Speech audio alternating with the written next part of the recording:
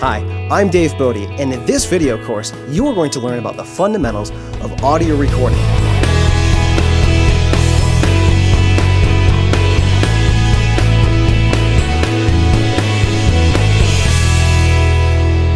This course will cover some basics like, what is audio recording? What type of hardware is needed? Input and output connections, what microphones do and which mics to use, recording instruments, software, and more.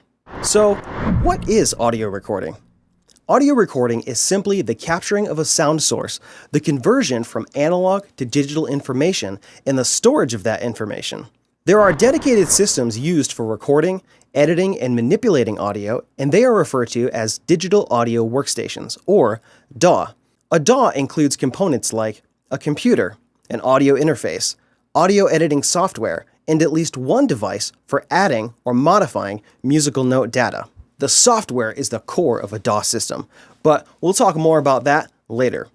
There are also portable battery-operated systems for recording audio in the field or on location, which we'll get into more later in this course. One concept that we will refer to several times in this course is signal-to-noise ratio. Signal-to-noise ratio, often abbreviated as SNR or S/N, compares the level of a desired signal to the level of background noise. This signal-to-noise concept can apply to many things in electronics and imaging, but in audio, background noise can literally be noise in the background, but it can also be noise generated by your microphone, noise from the preamp, noise from a guitar amplifier, or noise generated by the electronics in the analog to digital conversion itself. Getting more signal to noise means a cleaner, clearer recording, and it's a fundamental concept in recording. Let's take a look at this example. In this example, I've moved the microphone a good distance away from me, and I've also turned on my air conditioner to introduce some background noise.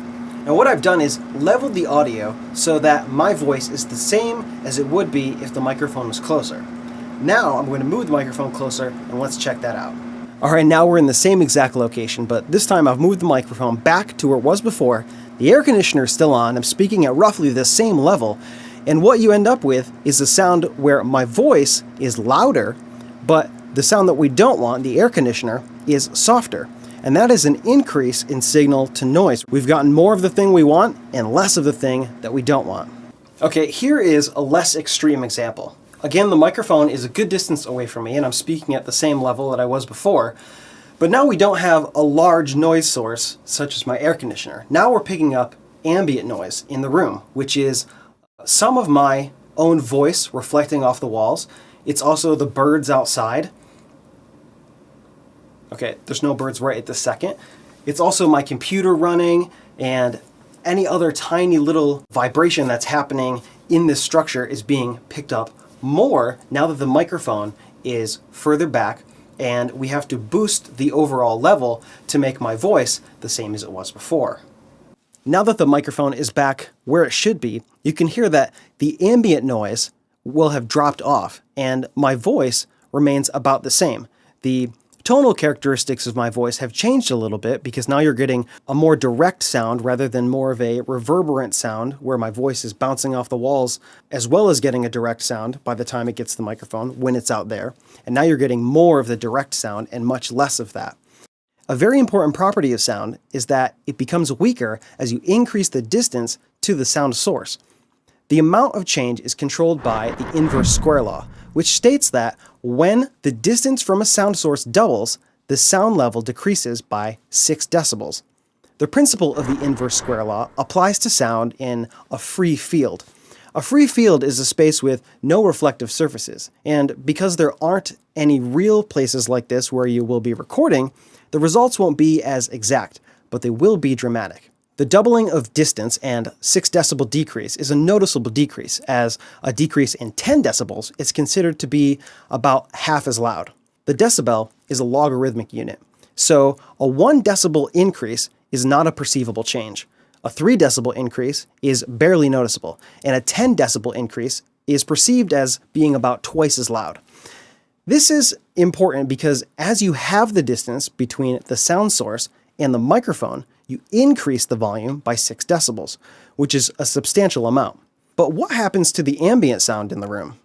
The ambient sound in the room is nearly the same level throughout the room.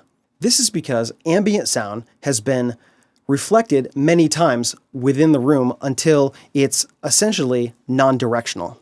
Let's say you are trying to mic someone outdoors, but there is a car running directly behind them.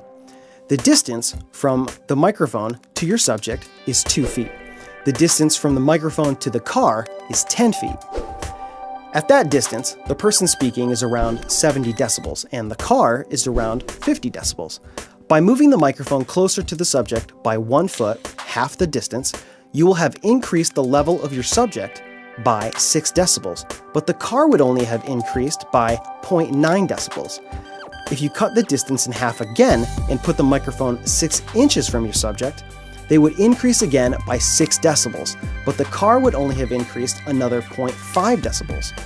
Making this change would have resulted in your subject being 12 decibels louder and the car being 1.4 decibels louder, which works out to making your subject about twice as loud without really increasing the level of the car. As you increase the signal to noise, you get a cleaner, clearer recording, more of the sound that you want and less of the sound that you don't want. This is a fundamental concept, not only in recording, but working with audio in general. Something you need to think about every time you set up a microphone or when you're working with audio. You need to get the most signal to noise that you can.